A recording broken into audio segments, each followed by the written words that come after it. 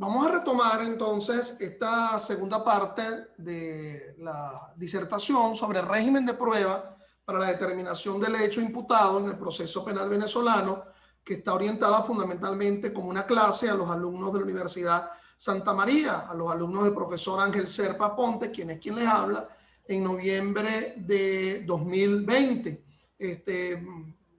Sesión de esta, que como ya había dicho, se encuentra en mi canal YouTube, Ángel Serpa Ponte, a los efectos de quien quiera ingresar a la misma y observarla en continuación con las láminas anteriores, con la disertación anterior, frente al tema de la prueba. Esta funciona como una continuidad a lo que en una sesión anterior, en el mismo día de hoy, hemos venido abordando con respecto al tema de la prueba. Bueno, en continuidad pues de todo esto, les decía yo que esto de los principios que regulan a la prueba, conforme lo establece los artículos 181 y siguientes del Código Orgánico Procesal Penal, se encuentran, presentes, descritos en dos normas fundamentales, es decir, en el artículo 181, es decir, que nos habla de la licitud de prueba con las hipótesis de ilicitud probatoria que allí se encuentran presentes. Recuerden ustedes, mis estimados, que además de estas hipótesis de ilicitud que se encuentran presentes dentro del artículo 181, también tienes que incorporarle la que está presente en el 49.1 de la Constitución. Será nula toda prueba obtenida en violación al debido proceso. Y ojo, no solamente es cuando se viola el derecho a la defensa, sino cuando, por ejemplo, se obtiene la prueba ante alguien que no es el juez natural. El otro principio es el principio de libertad probatoria. Es decir, salvo expresa previsión, nos dice el 182, se podrá probar todo hecho o circunstancia de interés para la correcta solución del caso. Fíjate que yo reafirmo esta frase del artículo 182. Para la correcta solución del caso.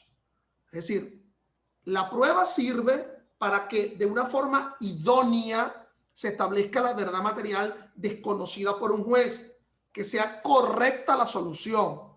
Esto lo reafirmo porque, por ejemplo, hay unos institutos por allí, como el recurso de revisión procesal penal, artículo 462 y siguiente, que es aquel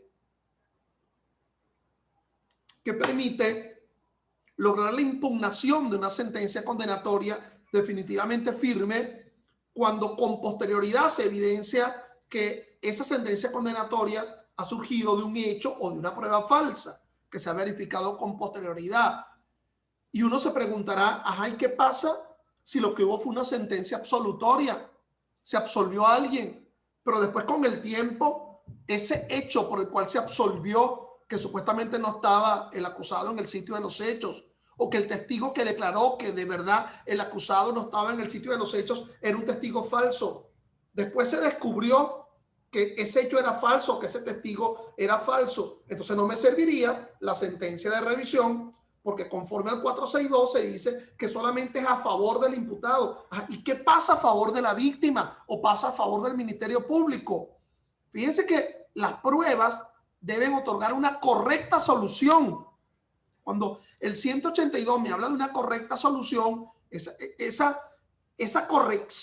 carácter correcto implica que sea atendiendo idoneidad, pertinencia, pero también el tema de la logicidad, de la motivación del fallo, ¿ok? Entonces, la noción de sea correcta por la vía jurídica, la adecuación de la prueba. Entonces, fíjate, por cualquier medio de prueba, incorporado conforme a las disposiciones de este código, que sería lo que a renglón seguido yo les iría a abordar. Es decir, ese régimen de prueba, que sería cómo se obtiene y cómo se incorpora la prueba en el proceso. Pero aquí hay una gran limitante, como lo dice el 182. Salvo el tema de las pruebas relativas al estado civil. Es decir, el estado civil de alguien no se podrá probar con cualquier tipo de prueba. Tendrá que probarse a partir de la forma documental, ¿ok? Cómo establecen las normas civiles frente al tema del estado civil. Es decir, un matrimonio se prueba con un acta matrimonial. Entonces, el estado de divorcio a partir de una sentencia definitivamente firme.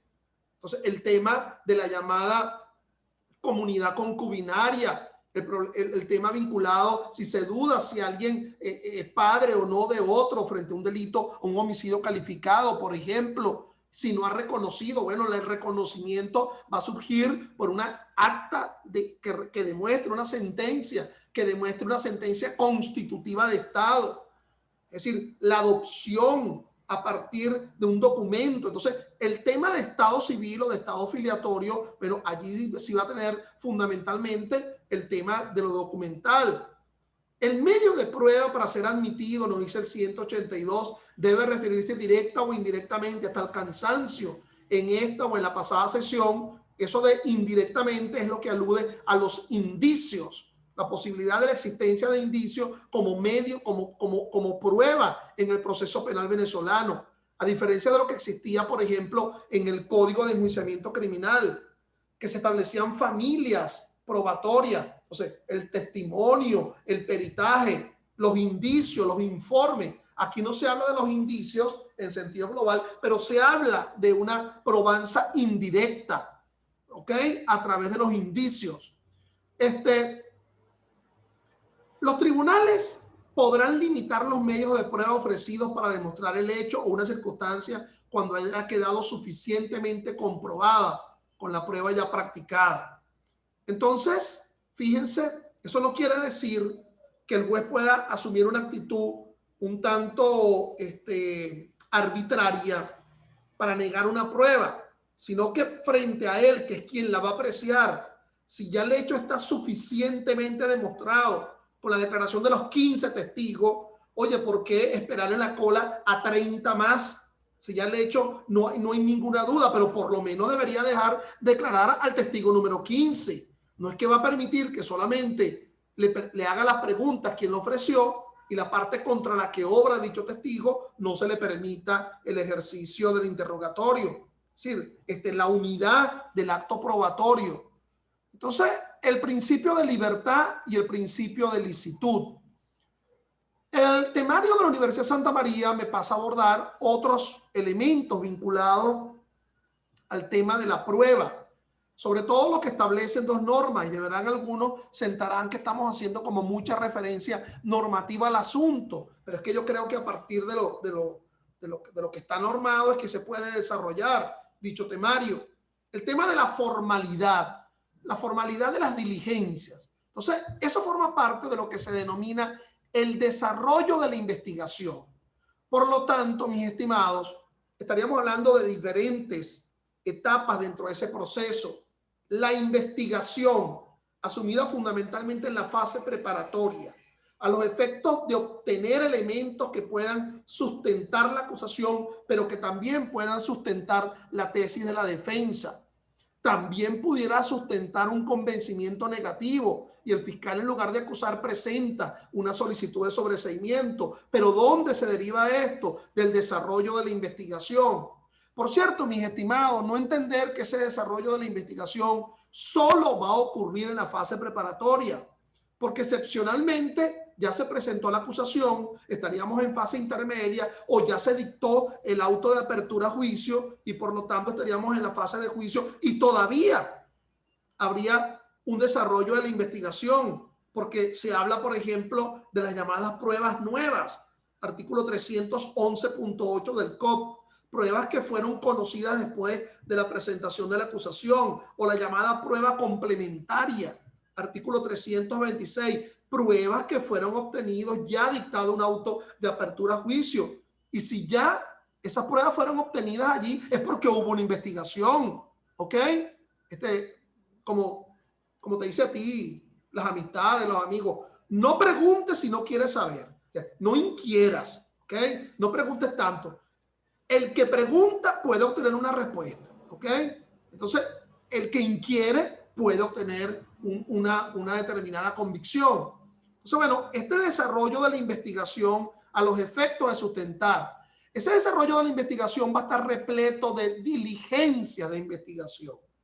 El contenido de la investigación es las llamadas diligencias, la llamada diligencia de investigación.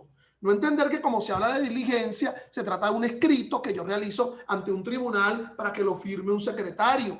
Diligencias es el contenido de la etapa de investigación. Entonces, es una diligencia de investigación las experticias, una diligencia de investigación, el peritaje, es la diligencia de investigación, un acto de reconocimiento, es la diligencia de investigación, por ejemplo, una experticia de trayectoria de bala. Entonces, con expresión del día, la data, ¿ok? Y de las personas que han intervenido.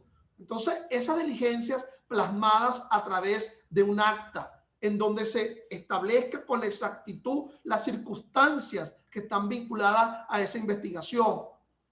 Esos que han intervenido en la investigación tienen que estar firmadas por todos los participantes. Y el Ministerio Público, al final del camino, se interviene en esas diligencias. Porque, por ejemplo, una prueba anticipada, intervino el fiscal, pero también intervino el procesado, que ha de estar presente en el acta, en la audiencia de prueba anticipada que se plasma a través de un acta de prueba anticipada. Y esa acta es una diligencia de investigación propiamente dicho. Si el testigo ya no va a poder estar en el juicio y por lo tanto se anticipa su declaración, ¿ok? O el perito no va a poder estar en el juicio oral y público porque tiene una enfermedad terminal y por lo tanto se anticipa su investigación. Las actuaciones dentro de esa fase preparatoria, dentro de ese desarrollo de la investigación, están reservadas para los terceros. Es decir, no pueden ser conocidas por los terceros.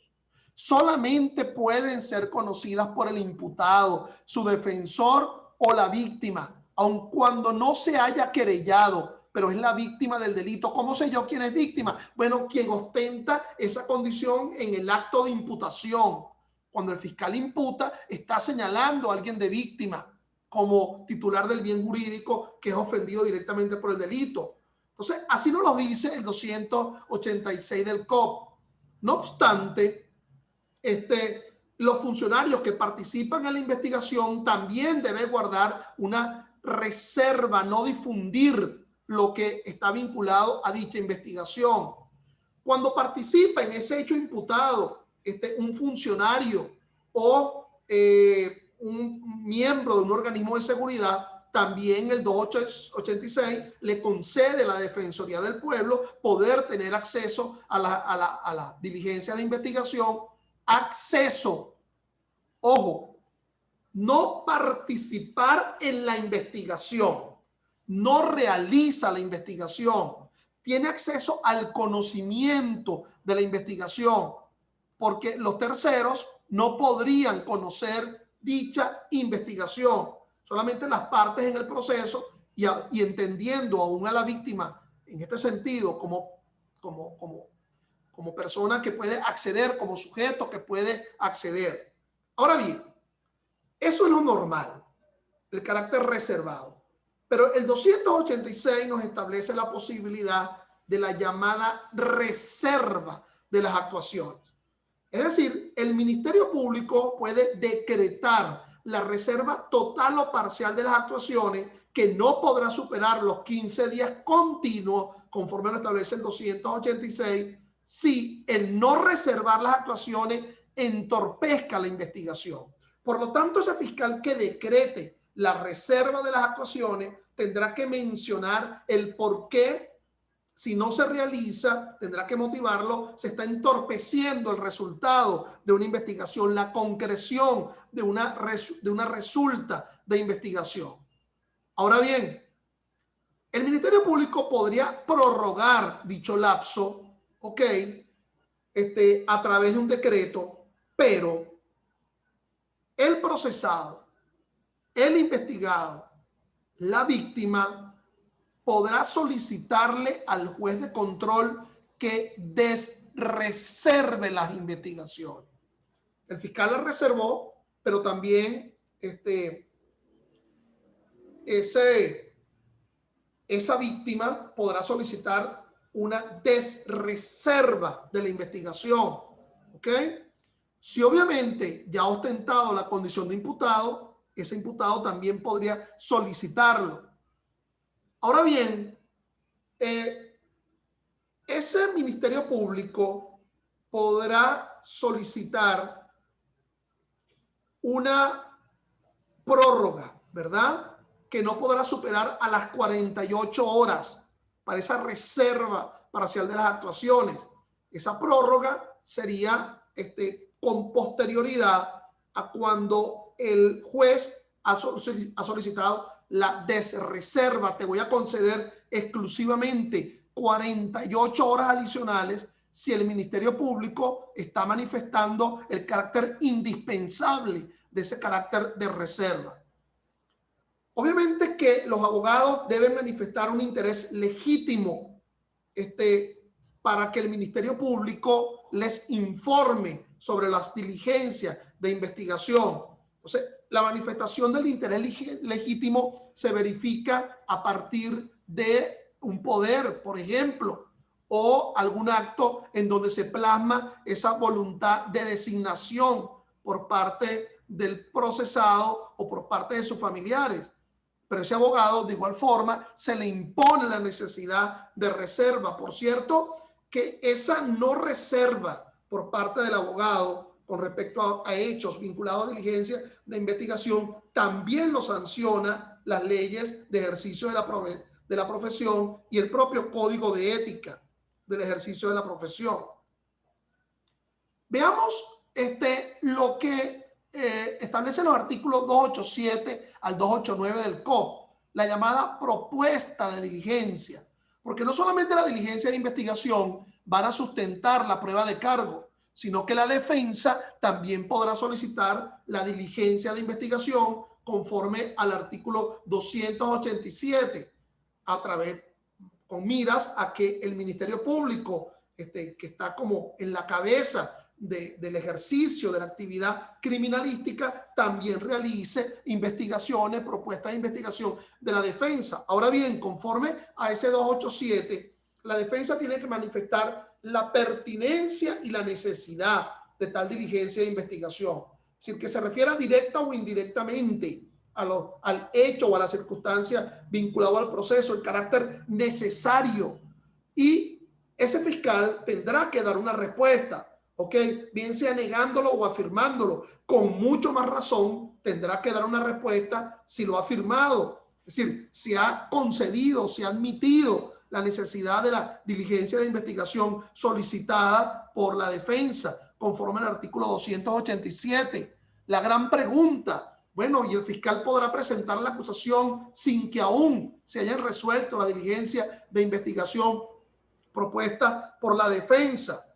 Bueno, si él está convencido, ¿verdad? Aún sin ese resultado de la investigación, pero él podrá presentar la acusación, pero perfectamente la no respuesta podrá sustentar la excepción que oponga la defensa contra la acusación, habida cuenta que el fiscal ya había manifestado previamente la necesidad de tales diligencias de investigación. Una buena respuesta por parte del Ministerio Público es que estaba corriendo el lapso de los 45 días para la presentación de un acto conclusivo si quería mantener a ese procesado en privación de libertad a los efectos de que no se abstraiga del proceso, siendo que él podrá afirmar, ello no significa que las resultas de la diligencia, que las diligencias de investigación no se podrían dar con posterioridad a dichos 45 días y ser incorporado por la vía de la prueba nueva. La participación de los actos. El Ministerio Público podrá permitir la asistencia, nos dice el 288, del imputado, la víctima y su representante a los actos que deban practicar cuando su presencia fuere útil para el esclarecimiento de los hechos y no perjudique la investigación. Este es un sistema adversarial, este es un sistema en contradicción. Por más que tú ejerzas el derecho a la defensa, no podrá aceptarse que el ejercicio del derecho a la defensa vaya a coartar la posibilidad de la obtención de los elementos de investigación por parte del titular de la acción penal. Un asunto es participación y otra es realización de los actos, pero hay actos en donde es necesaria esa participación. Por ejemplo, la reconstrucción de los hechos. En la reconstrucción de los hechos, tendrá que participar ese procesado. Por cierto que yo siempre he creído que frente al tema de la reconstrucción de los hechos, perfectamente podría apelar a la llamada, por la vía de la no declaración coactiva, si se tratara de declarar algo, pero no de actuar en la propia representación. Es como la presencia de ese procesado frente al llamado reconocimiento en rueda. Él no está declarando, él se está colocando en una diligencia de investigación con personas muy parecidas a él fenotípicamente para que el reconocedor, bueno, lo reconozca a través de una pantalla en la cual él no ve a quien lo está reconociendo, pero quien lo está reconociendo sí lo ve a él y a otros con características similares. Ahí no estaría declarando. Por lo tanto, el tema de la no declaración coacta impuesta por el artículo 49.5 es más bien un andamiaje para evitar confesiones coactivas, es decir, la declaración como un mecanismo de confesión con coacción. Prueba anticipada, 289 del Código Orgánico Procesal Penal. Como el nombre lo está indicando, se está anticipando al momento en la cual naturalmente se va a realizar la producción de la prueba, que es en el juicio oral y público. Como lo dice el 289, son pruebas que son irrepetibles, que tienen que ser en ese momento porque no aguarda, ya tiene el pasaje, el testigo para irse para el extranjero, tiene enfermedad terminal, como ya lo había manifestado con anterioridad, el perito, donde se iba a hacer la reconstrucción de los hechos, ese local, bueno, va a ser demolido y por lo tanto se requiere la anticipación. Esa audiencia de prueba anticipada que se realizaría ante el juez de control, conforme al 289, ha de contar con la necesaria presencia del procesado, de su defensa, de las partes. Si la víctima ha presentado querella y se le ha admitido la querella, como ya analizamos nosotros en otra parte de este curso, conforme al 275 y siguiente del COP, debe estar presente. Por cierto que esa prueba anticipada, el resultado, puede surgir como elemento de convicción para sustentar la acusación en un acta. Por cierto, y quien la va a apreciar es el mismo juez de control que participó en dicha prueba anticipada. Por lo tanto, ese juez de control debería limitarse mucho en la realización de preguntas, porque él mismo va a apreciar esa acta. Pero pudiera ser que de la prueba anticipada no se deriva absolutamente nada. No se transforma ese medio de prueba en una prueba. Por cierto, pudiera ocurrir que esa prueba anticipada sea necesaria una vez que se haya presentado la acusación. ¿Y por qué? Bueno, porque el testigo que fue ofertado en la acusación es el que se va a desvanecer, no va a poder asistir al juicio oral y público. O inclusive, ¿por qué no decir la audiencia de prueba anticipada ya en plena fase de juicio? Pero bueno, vale, si ya estamos en la fase de juicio, porque no te esperas para el juicio para de una vez hacer declarar al testigo. Bueno, no, porque se está fijando la audiencia de juicio de 10 a 15 días y es en eso de 10 a 15 días que se percibe el desvanecimiento del sujeto de prueba. Entonces, excepcionalmente, podría ser realizada ante el juez de juicio, pero fundamentalmente se va a realizar ante el juez de control en dicha fase preparatoria y excepcionalmente en dicha fase intermedia. Esa audiencia de prueba anticipada va a derivar un acta que, bueno, se entregará al fiscal del Ministerio Público, de la cual tendrá conocimiento también la defensa, para sustentar o bien sea la prueba de cargo o bien sea la prueba de descargo. Terminada la práctica de la prueba anticipada, como nos lo dice el 290, las actas se entregarán al Ministerio Público. La víctima y demás partes, inclusive el procesado, pueden obtener copia. El 291 nos habla de las facultades del Ministerio Público en esta etapa de investigación.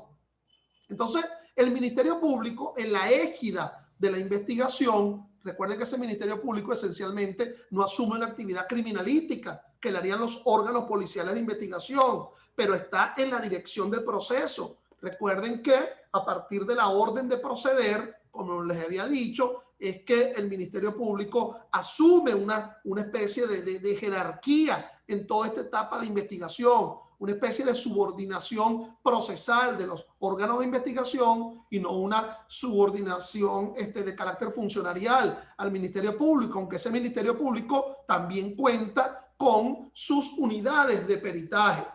Entonces, la exigencia del Ministerio Público de las resultas de la investigación. bien sean las propias, las que obran en prueba de cargo, o las que se les concedió a la defensa cuando se declaró con lugar la diligencia de investigación de la defensa.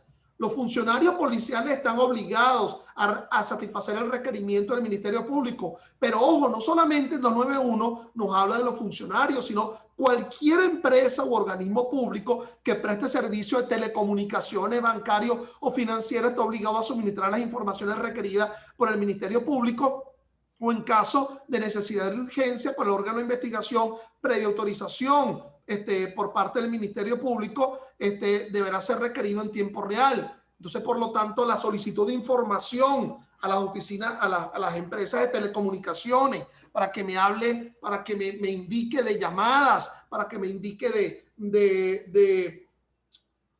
de celdas, de comunicaciones, a los bancos, para que me indique quién es el titular de la cuenta. Es decir, quién fue la persona que debitó dentro de una determinada cuenta. Entonces, la necesidad en satisfacción del ejercicio de la acción penal por parte del Ministerio Público, aceptando la propia Constitución, que es el fiscal del Ministerio Público, conforme al 285, 3 y 4, quien debe hacer constar los hechos y circunstancias.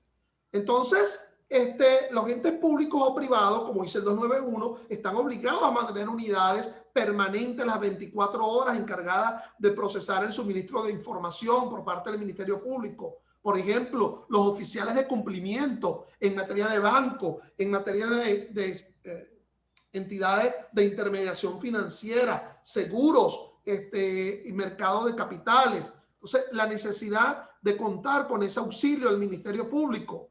Se entiende por data, información o registro de ubicación en tiempo real aquella que puedan ser suministradas al Ministerio Público o a las autoridades encargadas de investigación de manera inmediata al momento en que se realice la investigación.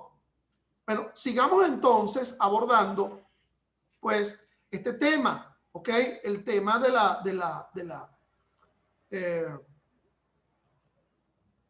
vinculado pues a estas necesidades de investigación por parte del Ministerio Público.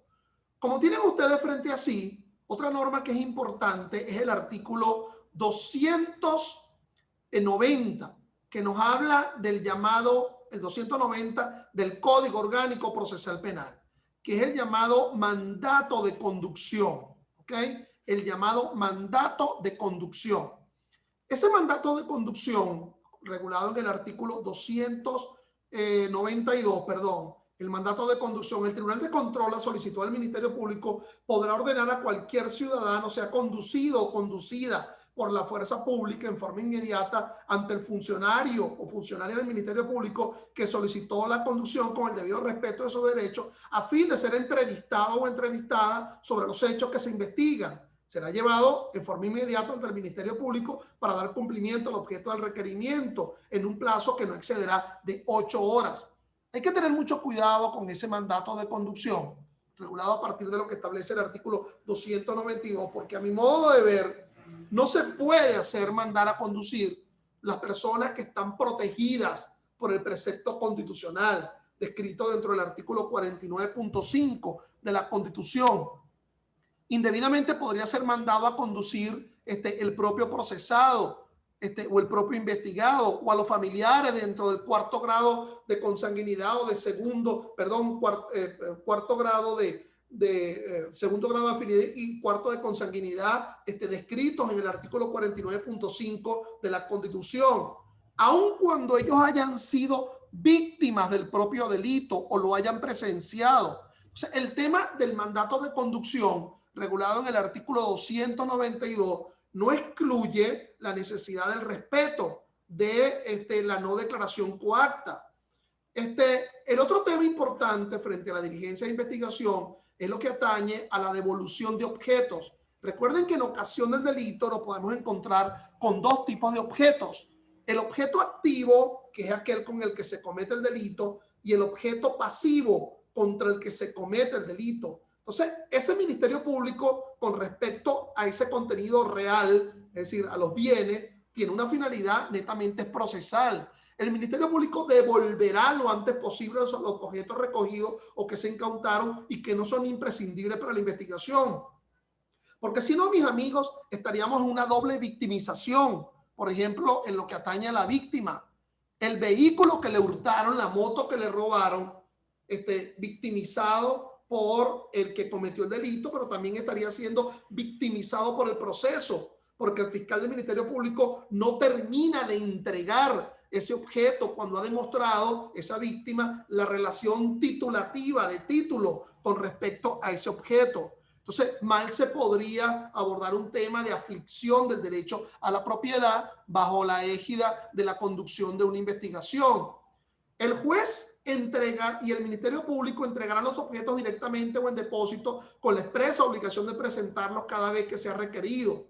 Las autoridades competentes deberán darle cumplimiento a la orden que imparta el juez. Entonces, ese 293, propiciar, solicitar ante el juez una audiencia de entrega de objetos a los efectos de cumplir con el tema del respeto al derecho a la propiedad. Ahora bien, si el bien es un objeto litigioso, si más bien aquí lo que estaría por definir es si ese objeto pertenece o no a la víctima o pertenece al victimario, que es quien lo está alegando, bueno, ya no se podría devolver ese objeto en este momento, sino que habría que esperar las resultas del juicio, una certeza de culpabilidad que afirme que realmente el titular de ese bien era quien ostentaba la condición de victimario y que no lo es, y conforme a la sentencia absolutoria, artículo 348, o la sentencia condenatoria, artículo 349, o bien sea la sentencia condenatoria por la admisión de los hechos, se hará una precisión con respecto a la entrega de los bienes.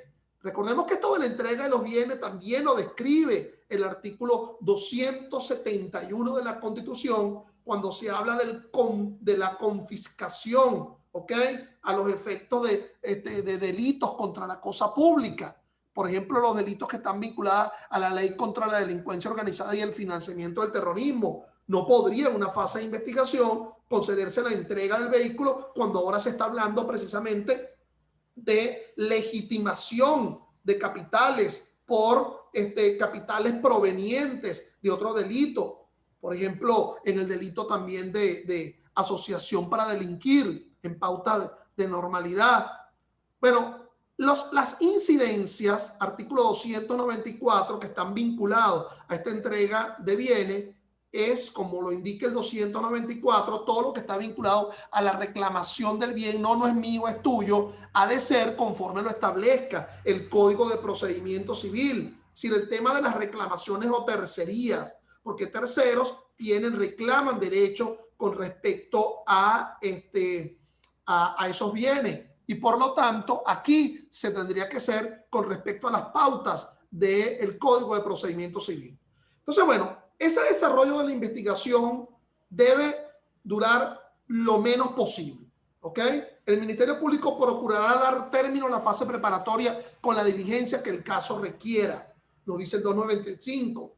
Esto obviamente estaría muy vinculado a qué tipo de medida de coerción personal, qué tipo de medida de coerción personal se tuvo en cuenta al momento de la